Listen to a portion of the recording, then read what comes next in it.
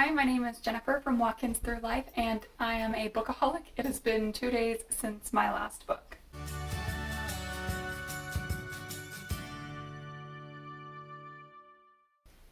Here's a quick update on some of the books that I've read this year. This is a couple months late, but I have read a lot of my children's books. I've been sorting through, weeding through books that I actually want to keep in my collection, but I am not going to go through and review each one of those. That would just be ridiculous and way too long. If you really want to see which kids' books those are, you can go onto my Goodreads account, which is linked in the description below, and see which ones.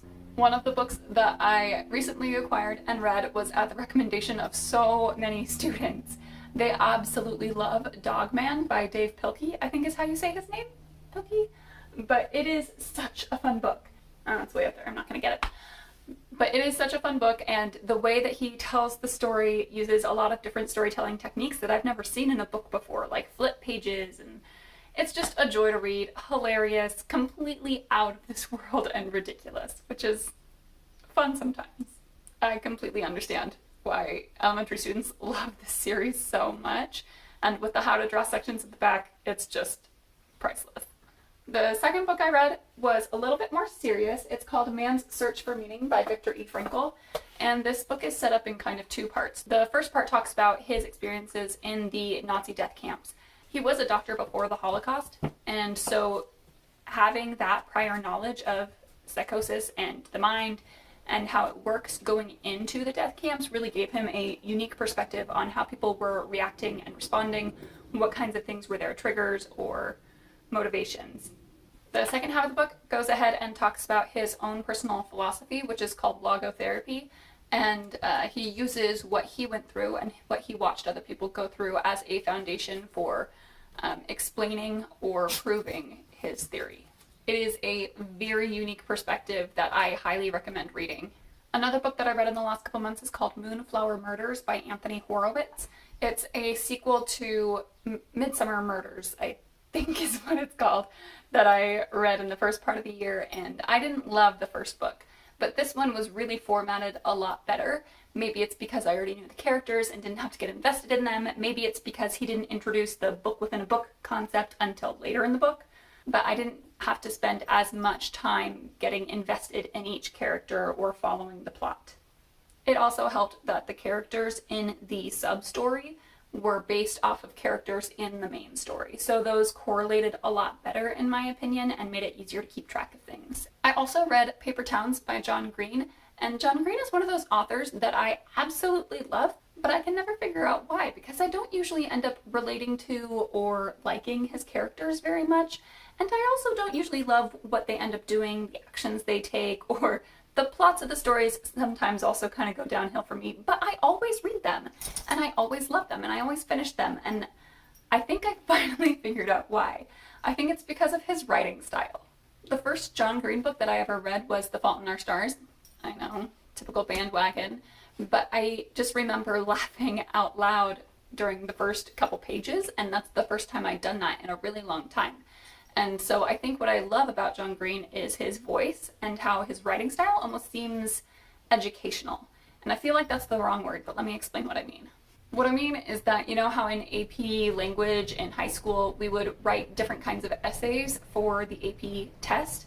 There was like the analysis essay and the comparison essay, but there was one that was called synthesizing, where you take sources and quotes and background knowledge from a bunch of different areas and you synthesize them into a cohesive topic. And I actually really liked those kinds of essays, and I feel like that's what John Green's books are.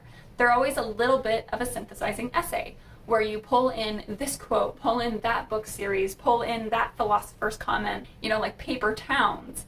Like knowing what those are, the sources that he went through to find that, and incorporating all of that into a book, it becomes really cohesive, and I love how everything is just like different strings that all tangle together and make sense at the end.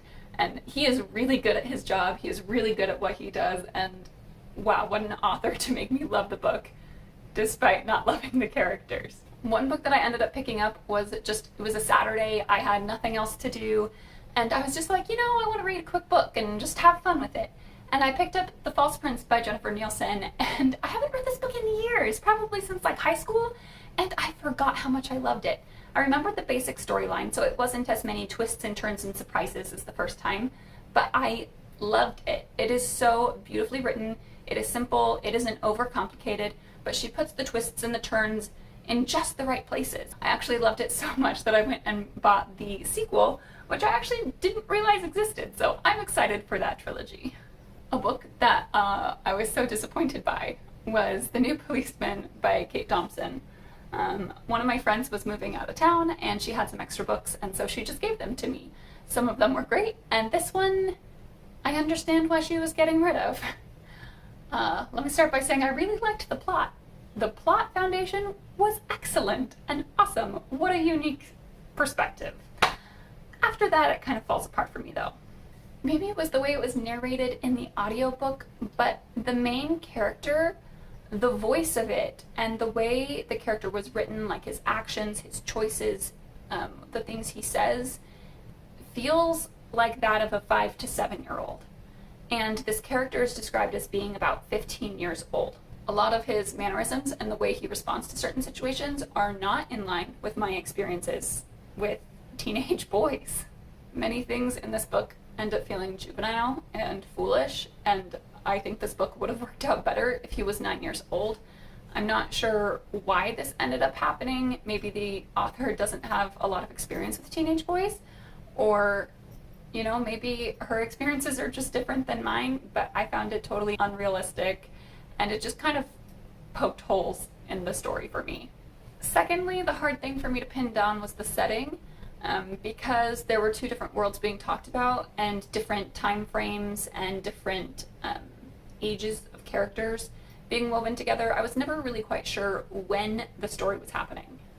Some parts of the story would feel like earlier, like the 40s or 50s, like how the police station was set up, but then other times with like the technology that they were using, or his school when they talked about that, the different music competitions made it feel more like early 2K. And it just felt like it was wishy-washy between those and what kinds of technology or things were available. And you know, maybe things are different in rural Ireland, and I just don't have that background, but I feel like the author could have done a lot better nailing that down for us. Another nonfiction book I read was The Power of Habit. This is written by Charles Duhigg. Sorry, dude, tough last name to have, but Charles Duhigg. And I recommend reading the first 2 sections of the book. The first 2 sections of the book talk about what a habit is, how it's formed, like what actually goes on in your brain when you're making these habits and changing habits, and it was really fascinating. There were so many good examples and scientific experiments that were cited. It was really informational. The third section, I feel like you could just not read and be okay. Most of it was a little bit of a stretch for me, and it became a little bit redundant, talking about the same things over and over, the same theme and all the different examples, and it was over-explained to me. So read the first 2 sections. They were great. They were fascinating. Just leave it there, in my opinion. Theodore, Boone, Kid Lawyer by John Grisham. I don't have a lot to say about this book, to be honest. It was probably the most 3-star book I have ever read. Gave it 3 stars. It was a book. It was cute. I think that the liberties that he took with how much knowledge the kid would have, how much leeway the lawyers, the judge in the courtroom would give him, were a little bit ridiculous, and I thought it was funny that they made such a big deal in the beginning about there are no surprise witnesses in real court, or the court isn't like you see on TV, and then the way he writes the courtroom and the proceedings is with surprise witnesses and exactly like what you would see on TV. So it just felt juvenile to me, which makes sense because it's a good book, but it was okay. This was Family Robinson by Johan Wyss. My rating of this needs a little explanation because I did rate it 4 stars. But let me clarify by saying I didn't rate it 4 stars for how well the book was written. I rated it 4 stars for how usable the book is.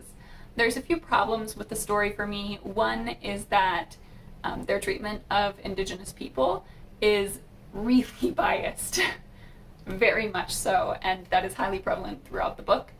The second problem with it is the dad just has like this moral superiority that just like is very annoying. And third is the biggest problem for me, and it just was so apparent. They never fail. They never struggle. Nothing they ever try goes wrong. Like, they're trying all of these new survival techniques and trying to survive. Like, it would make sense if some crops died. It would make sense if one of the fruit trees didn't quite make it because they forgot about it. But, like, they never fail. Ever. Which was just ridiculous to me and didn't make sense as a story. And so it felt more like an instructional guide, which leads me on to why it's a 4-star rating for me. The entire time I was reading this, I just thought about how usable it would be in a classroom. Not only does it start important conversations about their treatment of Indigenous peoples, you can start posing questions like, how is their treatment of Native people in the area problematic? And start to have that conversation about why it's a problem and how to grow from there. You can also use it in science, trying to nail down the specific environments or biomes, locations of where this could have happened in the world, correlating with the different plants they see, what they're able to grow, the different animals. And so that is really cool to be able to use it in science as well as literature. You could also use it to teach making theories and hypotheses about what's going to happen next in the book. Like, at this point, they're choosing to do this. If you were surviving on the island, what would your next step be? If this was your Minecraft world, would you build 7,000 homes? Or would you work on actually getting food and a solid base first? You know, those kind of priorities to talk about with them. It's just fun to explore with kids. So that's why it gets 4 stars. Not because the content is actually well written. I have 2 more books. One is The Great Alone by KRISTIN Hanna, and one is The Family Romanov. I have to look at this one. The Family Romanov, Murder, Rebellion, and the Fall of Imperial Russia by Candace Fleming. One was recommended by my mom, and the other one is another book that my friend was getting rid of when she moved. The Romanov book is the one that I was gifted after reading the new Policeman. Wasn't sure how I was going to feel about this, if this was just another dud she was getting rid of, but I loved it. She did so good. This is by far the best historical book I have ever picked up. The author does an incredible job at synthesizing mountains of information into a cohesive storyline that flows seamlessly from one perspective to the next. She balances the opinion of the Romanovs and the royals and the politics and the political leaders and the peasants, and she balances all of those perspectives so well. This book was a joy to read, and I highly recommend it to anyone who has ever wondered about the truth of the Romanov family. So the last book, and I just finished it a couple days ago, was The Great Alone by KRISTIN Hanna, and it takes place in Alaska on the Cook Inlet, which was really fun because I actually just visited there with my mom. We had gone to Halibut Cove and eaten at a restaurant there, and it was so fun. And my mom just kept talking on and on about this book and how cool it was to be in a place where it was actually written about, and so I felt like I had to read it. And it was fun, and it was good, and it takes you on an adventure and covering years of this character's life, and you really become invested in her future, which is fun, except for about 2/3 of the way through the book, I felt like the author was needlessly torturing the character. You know, those things where they're like, I want to make this as dramatic as possible, I want to make them suffer, kind of a thing. And I felt like a lot of it wasn't really necessary, but it all turned out well in the end. I feel like the ending was a good enough payoff to make it worth it. My other issue with it was that 90% of the book is from one character's perspective, and then just sporadically throughout there's like snippets from another character talking about what's going on from their view. And I feel like it was random enough and not used consistently enough that it was more of just a crutch almost. Or I feel like if the author had crafted the writing more carefully, it could have all been from one view and more cohesive, whereas jumping around from view to view into different characters was just a little bit almost like a cheat for me. I think it would have meant more if the character had discovered how they were feeling and had conversations with those people instead of just like taking a shortcut to see what's going on in their heads. That's just my opinion though. It really was a great book, a fun read. It's a little bit long, but worth it.